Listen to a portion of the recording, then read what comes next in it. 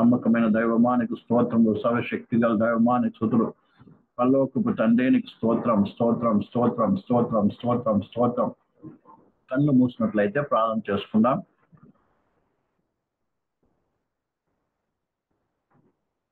స్తోత్రం తండ్రి, మహోన్నతుడా, మహాపరిశుద్ధుడా, జీవముల తండ్రి, ఈ యొక్క సాయంకాల సమయంలో తిరిగి ప్రభు నీ పాసంలో మమ్మల్ని సమకూర్చిన విధానం బట్టి వందనాలు చెల్లిస్తున్నాం నాయన. ఇప్పుడు వచ్చినటువంటి ప్రభా నీ ప్రియ బిడ్డలందరినీ కూడా జ్ఞాపకం చేసుకొని ఒక్కొక్కరిని కూడా ప్రభు పేరు పేరు దీవించి ఆశీర్వదించండి ప్రభా. ఈ యొక్క యవనస్తుల కూడిక ద్వారా ప్రభు నీ బిడ్డల ప్రభు హల్లెలూయా ఆశీర్వదింపట్టుకు దీవింపట్టుకు ప్రభా నీ నా మహిమపరచుటకు కృప చూపించము. అలాగే ప్రభావాలపై నన్ను మరుగుపరచము, నీ వాక్యం ప్రత్యక్షపరచమని, నీ నామ గొప్ప చేసుకోమని, ప్రతి ఆటకం లయపరిచి నా గొప్ప చేసుకోమని యేసు నామమున ప్రార్థిస్తున్నాం తండ్రి, ఆమేన్. దేవుని పరిశుద్ధ నామమునకు మహిమ కలుగునకు. ప్రియమైన బిడ్డలారా, ఈ యొక్క రాత్రికాల సమయంలో తిరిగి ప్రభు మనందరినీ కూడా సమకూర్చినందుకు నేను ఎంతగానో దేవునికి వందనాలు చెల్లిస్తుంటున్నా. ప్రత్యేకించి మనం గత దినముల్లో ప్రియులారా కీర్తన గ్రంథము 23వ అధ్యాయములో ఉన్నటువంటి విషయాన్ని గురించి మనం ధ్యానిస్తూ వస్తున్నాం. ప్రత్యేకించి ఆ కీర్తనలో దావీదు ప్రియమైన బిడ్డలారా తను తాను ఒక గొర్రెగాను, ప్రియమైన బిడ్డలారా మరి దేవుడు తనకి కాపరిగాను, ప్రియమైన బిడ్డలారా మరి తన జీవితాన్ని అప్పగించుకొని ప్రియలారా ఆయన యందు మరి నమ్మికుంచడం ద్వారా ఒక గొర్రె లాగా మరి ఆయన వెంబడించడం ద్వారా మరి మంచి కాపరిగా మరి ప్రభు ఏ రీతిగా తను మరి నడిపిస్తున్నాడో నడిపిస్తాడో ఆ విషయాన్ని మనము ఆ కీర్తన గ్రంథంలో చూస్తున్నాం. అయితే దానికంటే ముందుగా ప్రియమైన బిడ్డలారా మరి గొర్రె యొక్క స్వభావం ఏంటిది?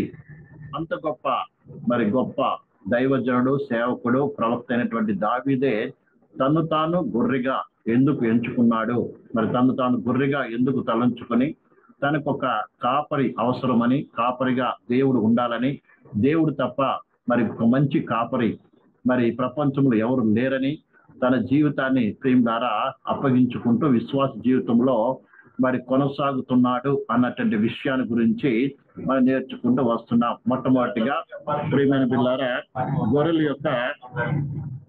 యొక్క ప్రియమైన బిడ్డలారా మరి బలహీనత గురించి మనం గత దినాల్లో మనము నేర్చుకున్నాం.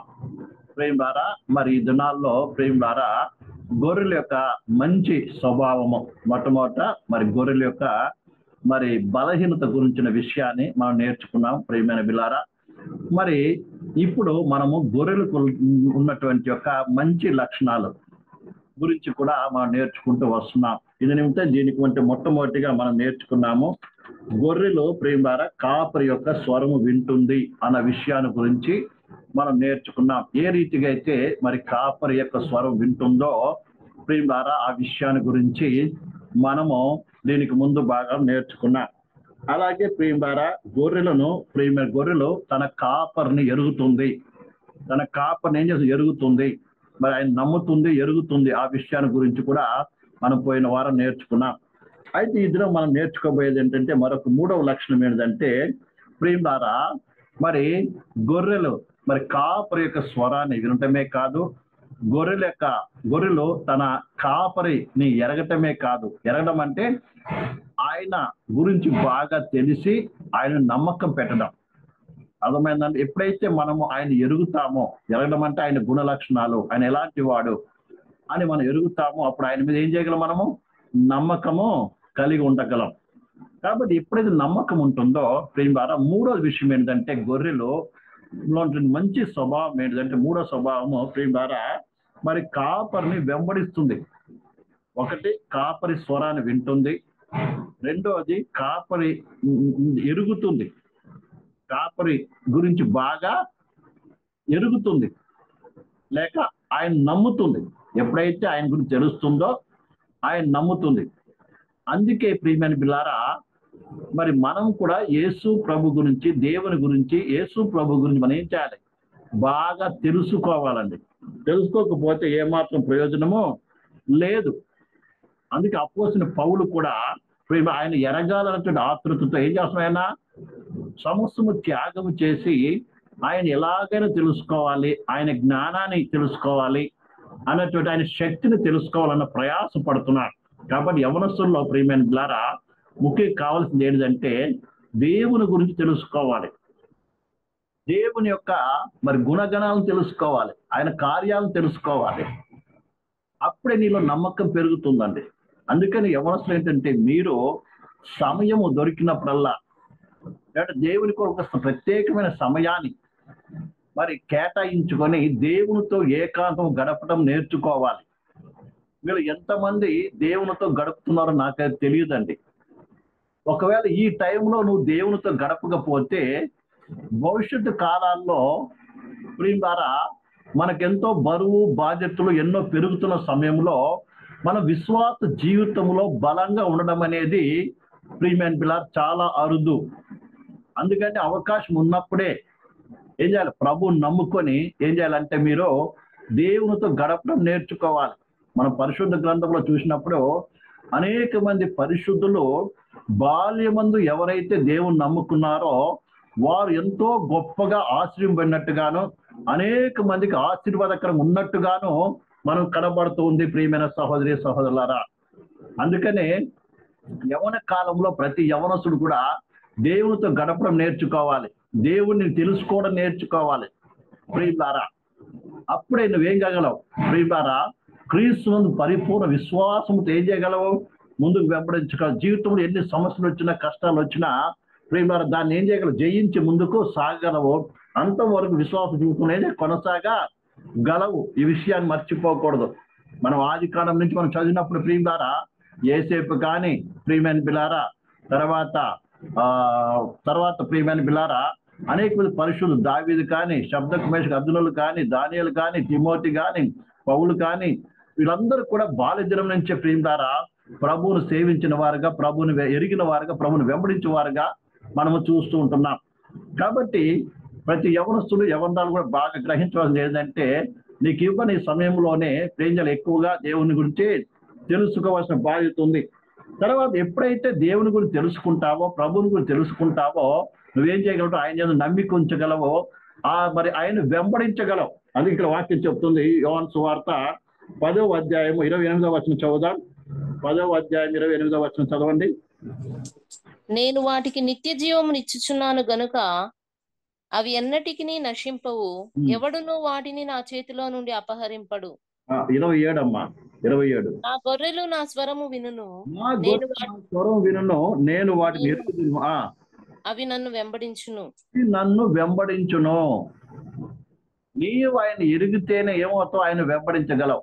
గొర్రెలు ఎప్పుడు కూడా ఏం చేస్తుంది, కాపరిని వెంబడిస్తుంది. కారణం ఏంటంటే కాపరి మీద పరిపూర్ణమైనటువంటి నమ్మకం ఉంటుంది. నా కాపరి మంచివాడు, నా క్షేమాన్ని కోరేవాడు, మరి నన్ను నడిపించేవాడు. యేసు ప్రభు చెప్పాడు చూడండి, ఏమని, నేను గొర్రెలకు మంచి కాపరిని అని. నేను ఎవరిని, గొర్రెలకు మంచి కాపరిని అని చెప్పాడు ప్రియమైన బిల్లారా. కాబట్టి ఎరుగుతుంది కాబట్టి పరిపూర్ణంగా నమ్మకము పెడుతుంది. ఎవరి మీద, కాపరి మీద.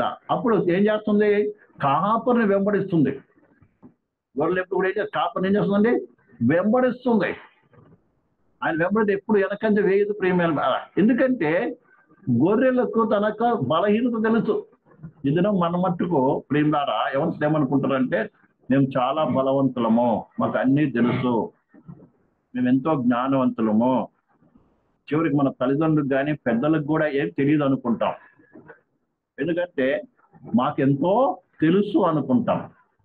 దాన్ని బట్టి మనము అనేకమైన సమస్యల్లో ఇరుకుల్లో పడిపోతూ ఉంటాం ప్రియమైన బిల్లారా.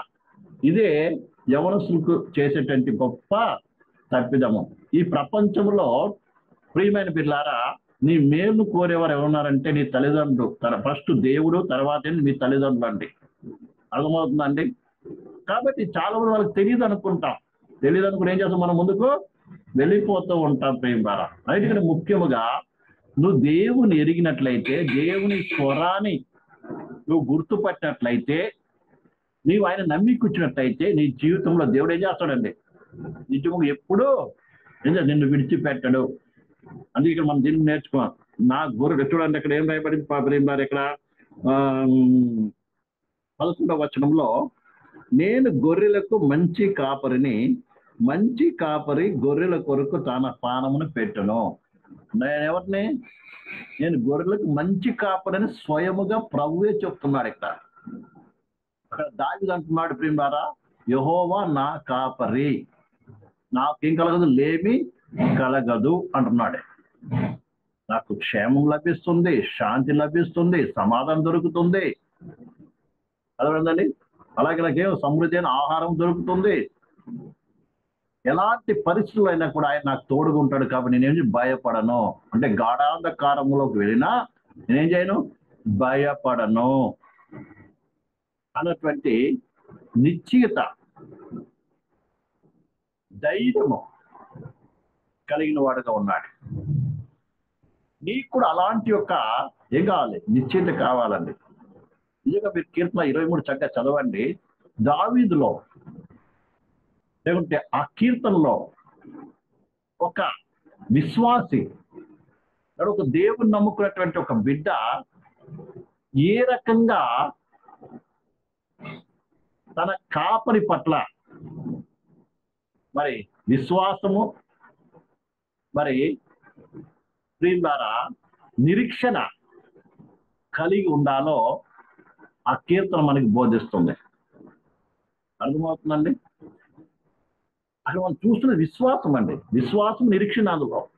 అందుకే అంటాడు ప్రియులారా, జరుగుతున్న సంగతి గురించి చెప్పట్లేదు, ఉన్నదాని గురించి మాట్లాడట్లేదు. అక్కడ యెహోవా నా కాపరి, నాకు లేమి కలగదు అంటే దాని గురించి ఫ్యూచర్ గురించి చెప్తున్నాడా, ప్రజెంట్ గురించి చెప్తున్నాడా?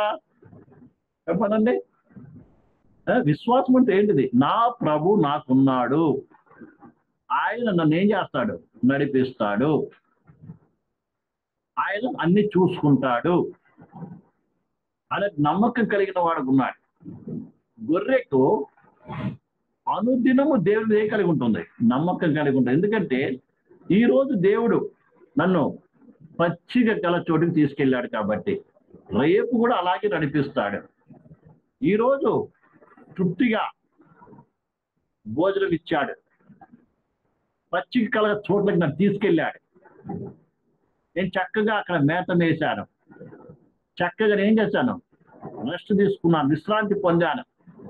అలాగే రేపు కూడా అలాగే నా యొక్క మంచి కాపరి నడిపిస్తాడు. ఏ రోజు ఆ రోజు ఏం కావాలి, దేవుడు ఏం చేయాలి, నడిపిస్తాడు. అది విశ్వాసం, ప్రియమైన పిల్ల. అందుకే అనుదినము కూడా మనం ఏం కావాలి, దేవుడు కాపరి అయినటువంటి క్రీస్తు ప్రభు పట్ల ఏం కలిగి ఉండాలి, నమ్మకం కలిగిన వారుగా ఉండాలండి. మళ్ళీ చాలా మందికి ఏంటంటే మనకి ఏదైనా కనబడితేనే నమ్ముతాం. అందులో ఒక ఆనవాళ్ళు మనకు దొరికితేనే నమ్ముతాం. గొర్రె ఎప్పుడు కూడా ఆనవాళ్ళ గురించి ఆలోచించదు. గొర్రె చూసేదంతా దేనిది, కాపరి అడుగుజాలను చూస్తుంది. పొద్దున్న లేవగానే కాపరి దొడ్డి గేట్ తీస్తాడండి. వెంటనే ఏం చేస్తారు, తీసిన వెంటనే ఏం చేద్దాం, కాపరి బయలుదేరుతుంటే వెంబడి వెళ్తూనే ఉంటుంది. అంతే, కాపరి ఎక్కడ తీసుకెళ్తుంది అంతే. నమ్మకము తల వంచుకునే అది నడుస్తూ ఉంటుంది. అది గొర్రెల యొక్క లక్షణం, ప్రియులారా. అలాగే విశ్వాసమే మనము దేవుని బిడ్డలమైన మనం కూడా ఏం చేయాలి, నా ప్రభు నన్ను నడిపిస్తాడు, నా ప్రభు చెప్తున్నది నేను చెయ్యాలి, ఆయన అడుగుజాడలు ఏం చేయాలి, వెంబడించాలి, అడుగుజాడలను బట్టి నేను వెంబడించాలి. పరిస్థితి ఏదైనా సరే నేనేం చేయాలి, ఆయన అడుగుజాలను బట్టి నడుచుకోవాలి. కొన్నిసార్లు పరిస్థితులు ప్రతికూలమైనప్పుడు మనం ఏం చేస్తామంటే కలవరపడిపోయి భయపడిపోయి ఏం చేస్తామంటే కుడివైపుకు ఎడమవైపు పరిగెత్తడానికి ప్రయత్నం చేస్తాం. అర్థమైందండి? అలా కాకుండా ఏం చేయాలి తెలుసా, ప్రియమైన బిడ్డలారా, నా ప్రభు తీసుకెళ్తున్నాడు, నేను ఆయన వెంబడిస్తున్నాను, ఆయన నన్ను ఎక్కడ తీసుకెళ్తాడు, పచ్చిగా ఉన్న చోటుకి తీసుకెళ్తాడు.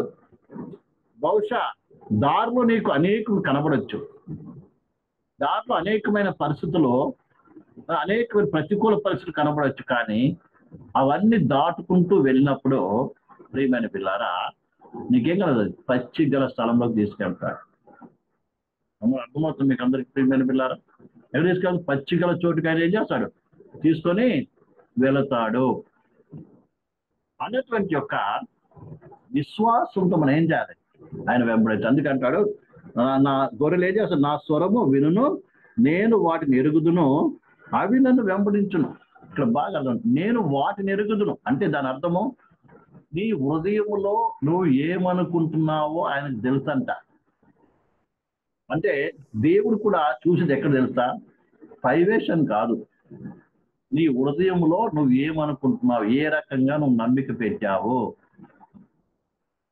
నీ హృదయంలో దేవుని పట్ల ఎలాంటి నమ్మిక నీకు ఉంది అది చూస్తాం. అందుకే మనము నహూములో చూస్తాం. ప్రేమ ద్వారా ఒక చక్కటి మాట చదువుదాం చూడండి. నహూము 1వ అధ్యాయము 7వ వచనము.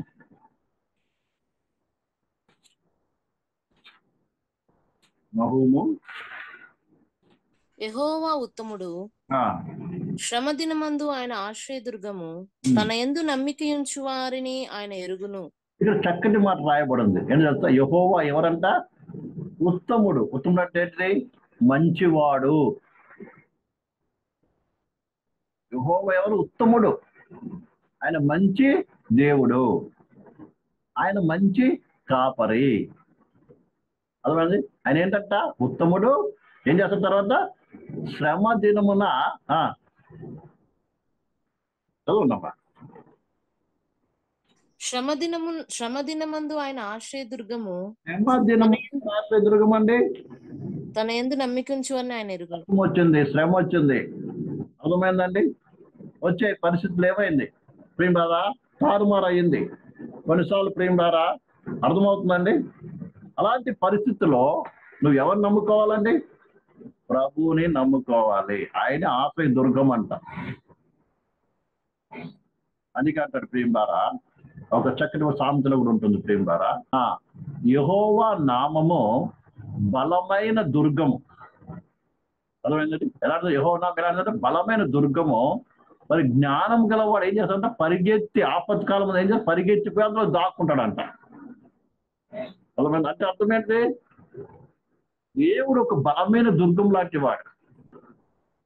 ఆపత్ కాలంలో, కష్టకాలంలో ఏం చేయాలి, పరిగెత్తిపోయి ఏం చేయాలి, ఆ దుర్గంలో నువ్వేం కావాలి, దోగి దాక్కోవాలి. దుర్గం అంటే మనందరికి తెలుసు, కోట అన్నమాట, కోట.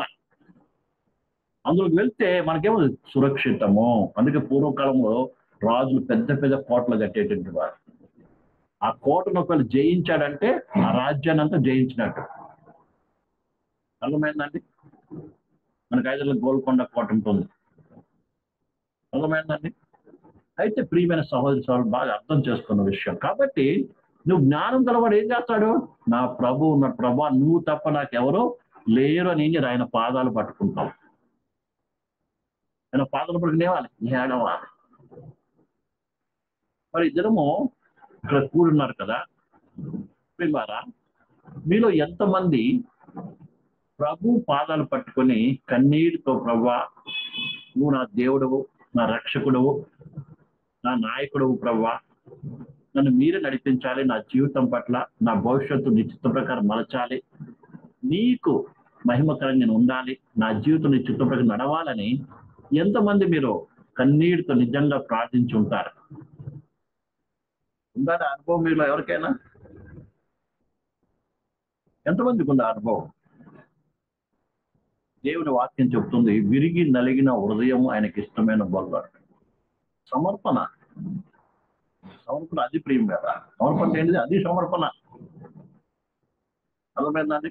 ఏంటిది? ప్రభువా నీవే నన్ను నడిపించే వ్యక్తివి, నేను నిన్ను నమ్ముకున్నాను, నీ చిత్తంపై నడిపించు, నేను నిన్ను వెంబడిస్తాను, నువ్వు నా కాపరివి.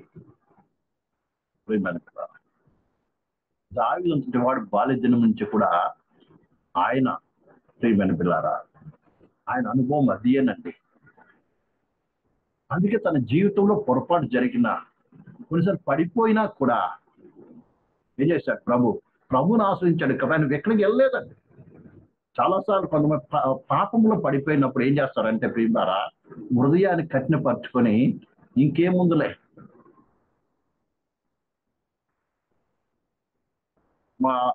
యవన కాలం కొత్తగా రక్షణ పొందినప్పుడు మా తోటి యవనస్తుడు ఒక ఆయన ఉండేవాడు. నాకంటే ఏజ్ పెద్దనే ఉంటాడు. ప్రియమైన పిల్లారా, ఆయన మంచి విశ్వాసం. ఆ టైంలో మంచి ప్రసంగం చేసేవాడు, మంచి పాటలు పాడేవాడు మాతో పాటు. ఎవరు చేస్తే నాకు కూడా ఏం తెలిసేది తెలియదు అప్పుడు. అంతటి వ్యక్తి ఆయన. కానీ ఒకసారి ఊరికి వెళ్ళాడు, పాపంలో పడిపోయాడు. మళ్ళీ వచ్చాడు మా దగ్గరికి. చాలా దూరం ప్రాణం రావటం మానేసేవాడు. మేము వెళ్ళి బతిమాడేవాడు, ఎందుకయ్యా రా, నువ్వు ఎంత మంచి ప్రసంగం చేస్తావు, ఎంతమంది పాటలు పాడుతావు రా అంటే ఆయన అనేవాడు ఏం చెప్తాడు, పూర్తిగా మునిగినోడికి చలేంది అనేవాడు. మునిగినోడికి చలేంది, నీళ్ళలో మునిగినోడికి చలేంది అనేవాడు. అంటే అర్థం ఏంటంటే, నేను మునిగిపోయాను, ఇక ఏమైతే ఏముంటుంది, చలేస్తుంది, చలి ఎందుకు వేస్తుంది, లేదు కదా. అలాగే నేను పాపం మునిగిపోయాను కాబట్టి ఇక నాకేమీ అనిపించట్లేదు, ఎందుకు రావాలనేటువంటి వాడు. చాలా మంది అనుకుంటారు. కానీ ప్రియమైన బిడ్డలారా, అలా మునిగుంటూ చచ్చిపోదన్న సంగతి ఆయనకు తెలియదు. తర్వాత మళ్ళీ మారుమూసి పొందాడు. సరే మళ్ళీ ప్రేమరా మళ్ళీ వచ్చాడు, మళ్ళీ ప్రభులో కొంత కొనసాగించాడు. తర్వాత తన గ్రామానికి వెళ్ళిపోయాడు. ఇక చాలా దినాల నుంచి మాకు ఆయక సంబంధం లేదు. ప్రియమైన పిల్లారా, దీన్ని చెప్పే ఉదాహరణ ఏంటంటే, కొంతమంది కొంచెం బలహీన పడిపోయినప్పుడు ఏమంటారు, ఇక పడిపోయాను కదా, ఇక అందులోనే ఎంజాయ్ చేద్దాం అనుకుంటారు. కానీ తర్వాత వచ్చే ఆపద గురించి వాళ్ళకి తెలియదు. మునిగినోడు ఏమవుతుంది, లోపల నీళ్ళలో మునిగితే ఏమవుతుంది, చచ్చిపోతాడు. అలాగే పాపంలో మునిగిపోయిన వాడికి ఏమో మరణం తథ్యము, నరకం తథ్యము, ఆపద ఎప్పుడు వస్తుందో తెలియదు. ఇలా చాలా మంది నశించిపోయిన వారు ఉన్నారు ప్రేమారా. కాబట్టి నిజంగా దేవుడు నా కాపరి, నా యేసయ్య అని పరికు నమ్ముకొని, ప్రభా నువ్వు తప్ప నాకెవరూ లేరయ్యా, నువ్వే నడిపించాలని ఎవరైతే ఆయనను కాపరి అంగీకరించి ప్రార్థిస్తారో, సమర్పణ కలిగి ఉంటారో, పరిపూర్ణ ఆయన నమ్మిక కలిగి ఉంటారో, ఒకవేళ మనలో పాపం జరిగినా కూడా పాపాన్ని యథార్థంగా దేవుడిని ఒప్పుకొని ప్రభా నన్ను విడిపెట్టి రక్షించి నడిపించమని ఎవరైతే ప్రార్థిస్తారో, నిత్యముగా వారిని దేవుడు నిత్యముగా లేపుతాడో. మరి ఎప్పుడు ఆయన్ను కాపరిగా ఎంచుకొని ఆయన వెంబడిస్తున్న వారిని ఎప్పుడు కూడా దేవుడు విడిచిపెట్టడు. విషయాన్ని బాగా అర్థం చేసుకోండి. తప్పిపోయిన గొర్రెను అంటే అందుకని కావాలని ఎలాగైనా దేవుడు కాపాడుతాడు కదా అని నువ్వు కావాలి హృదయపూర్వకంగా పాపం చేస్తే మాత్రము అది వేరే విషయం. అర్థమైందండి? అది వేరే విషయం. అప్పుడు నీకేముండదు, కృప దొరకదండి. అర్థమవుతుందండి? ఈ విషయాలు అర్థం చేసుకో. అందుకనే ఇప్పుడు మరి ఏం కావాలి, కొన్నిసార్లు మనం జయించలేనప్పుడు, కొన్నిసార్లు ఆత్మీయ బలహీనమైనప్పుడు కొన్నిసార్లు ఏమవుతాం, కొన్ని పాపాల్లో పడిపోయే అవకాశం ఉంది. కానీ ఎవరైతే మళ్ళా అవును నేను పడిపోయాను, పాపం చేశాను, ఇక్కడ మీరు అనేక రకాల శోధనలు మీకు పదే పదే వస్తుండొచ్చు. ఆ శోధనలు మీరు పడిపోతుండొచ్చు. అయినప్పటికీ కూడా నువ్వు వెసిగిపోకుండా, అవిశ్వాసపడకుండా, ప్రభా నేను ఈ బలహీనతలో పడిపోతున్నాను, నా కాపరివి నన్ను బలపరిచి నడిపించు అని దేవుని దగ్గర ప్రార్థించినప్పుడు దేవుడు ఏం చేస్తాడు, నేను బలపరిచి నడిపిస్తాడు. మన దీనికి నేర్చుకున్నాం. గొర్రె గాయపడితే తను కట్టు గాయము మాన్పుకోలేదు. ఎవరు మానుతారు? కాపరి మానుపుతాడు. అదే రీతిగా నిన్ను మానిపేవాడు, నిన్ను లేవనెత్తేవాడు అవసరమైతే నేను ఎత్తుకొని నడిపిస్తాడు. అదే నువ్వు నడవలేకపోతే గొర్రెను ఎత్తుకొని నడిపిస్తాడు.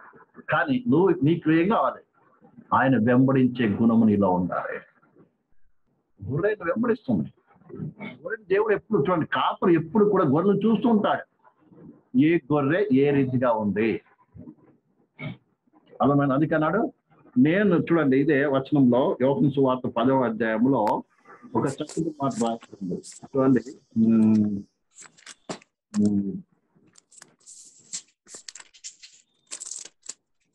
3వ వచనం చదువుతాం. 13. అతనికి ద్వారపాలకుడు తలుపు తీయును, గొర్రెలు అతని స్వరము వినును. అతడు తన సొంత గొర్రెలను పేరు పెట్టి పిలిచి వాటిని వెలుపలికి నడిపించును. వెలుపలికి నడిపించును. ఎంత చక్కటి మాట చూడండి. ఆయన తన సొంత గొర్రెలంట. నువ్వెవరండి? ఆయన సొంత గొర్రెలు. నిన్ను యేసు ప్రభు రక్తం పెట్టి కొనుక్కున్నాడు. అందుకే దేవుడు తన స్వరక్తం ఇచ్చి కొనిన సంఘము అంటే మంద అని రాయబడింది. అందుకని స్వరక్తం నిన్ను కొనుక్కున్నాడు కానీ ఆయనకి నువ్వు సొంతము.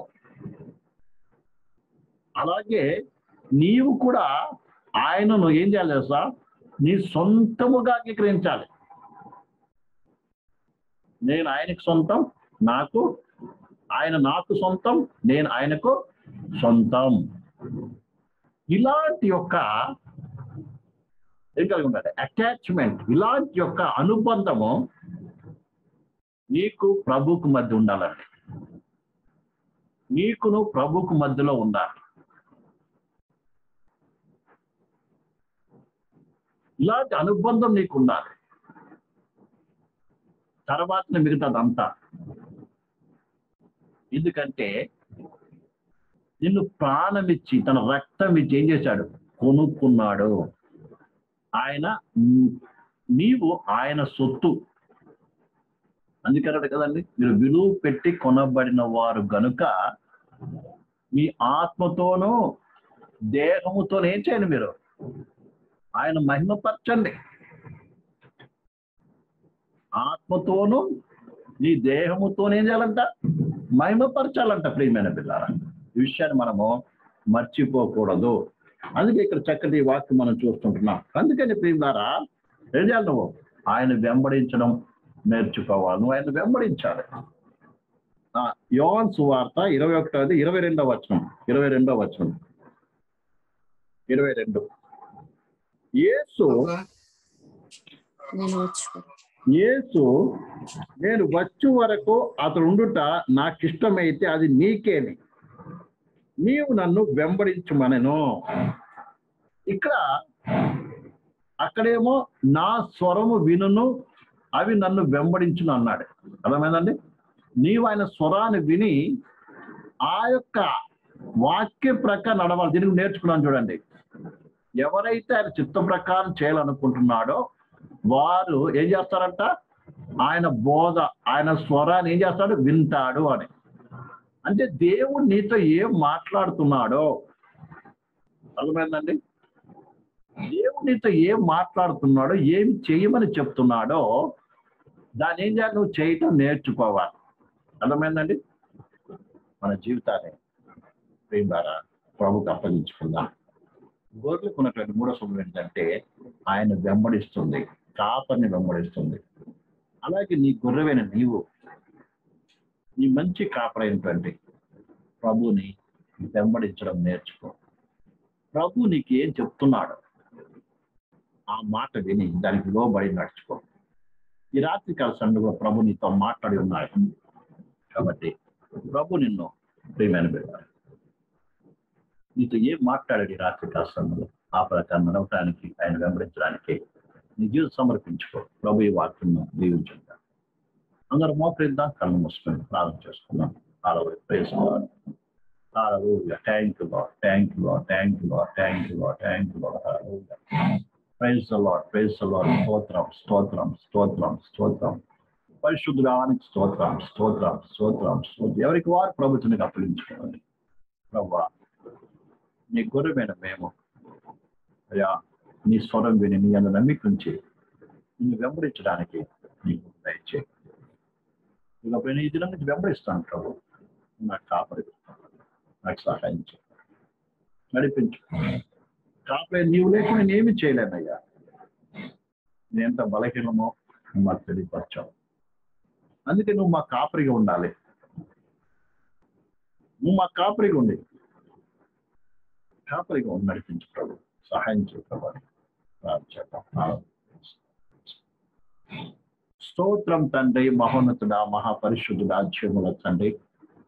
ఈ రాత్రికాల సమయంలో మరోసారి నీ పరిశుద్ధ సన్నిధిలో యవనస్తులతో కలిసి నీ వాక్యాన్ని నేర్చుకోవడానికి మీరు ఇచ్చిన గొప్ప కృపకు స్తోత్రాలు.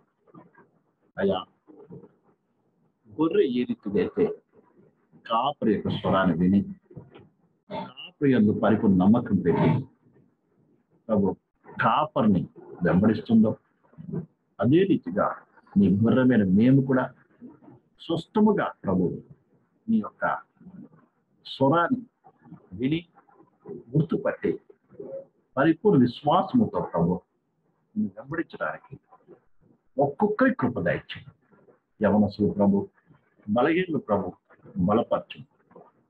వారి అడుగుజాడలు తొట్టిల్లివ్వకుండా ఒక్కొక్కరు ప్రభు ఇటు నడవటానికి కృప చూపించు, సహాయం చేయి. నడవలేని స్థితిలో ఉన్నటువంటి వారిని ప్రభు మీరు ఎత్తుకుని నడిపించండి, రొమ్మును ఆనిచ్చుకొని నడిపించండి, మీ కృప అనుగ్రహించండి. కాబట్టి గొర్రెలుకున్నటువంటి ఆ 3 లక్షణాలు కూడా మాలో ఉన్నట్లుగా పరిశుద్ధాత్మ సహాయం చేయమని, కృప చూపించమని వచ్చిన ఏమైనా అందరి సమర్పిస్తుంది. ఇవి మహిమా గ్రత ప్రమాణ పొందాలి. వారి భవిష్యత్తును నిశ్చిత ప్రకారం ఆశీర్వాదకరంగా మార్చండి. నా గొప్ప చేసుకోండి ప్రభు, సహాయం చేయండి. చదువుకున్న బిడ్డలు ఉన్నారు ప్రభు, అలాగే ఉద్యోగాలు చేస్తున్న బిడ్డలు ఉన్నారు ప్రభు, అలాగే వివాహంకు సిద్ధపడుతున్న బిడ్డలు ఉన్నారు ప్రభు. ఒక్కొక్క జీవితాల్లో ప్రభు నువ్వు కాపరి ఉండి మీరే ముందుకు నడిపించాలని ప్రతి బిడ్డని చూసి నడవటానికి గొప్ప చూపించి చేసుకోమని సంవత్సరం మహిమ గత మీకు ఆరాధిస్తాం. ఏ సుమడి పాసనం తండ్రి, ఆమేన్. నా తండ్రి అయిన దేవుని ప్రేమ, కుమారుని యేసుక్రీస్తు కృపయు పరిశుద్ధాత్మిక అన్యోన్య సహవాసము రోజున మందిరంలో ఒక సకల పరిశుద్ధులకు కూడా ఆయన రాకల పర్యంతము తోడే నడిపించును గాక. ఆమేన్, ఆమేన్. అందరికి కూడా యేసుక్రీస్తులో వందనాలు. Praise the lord.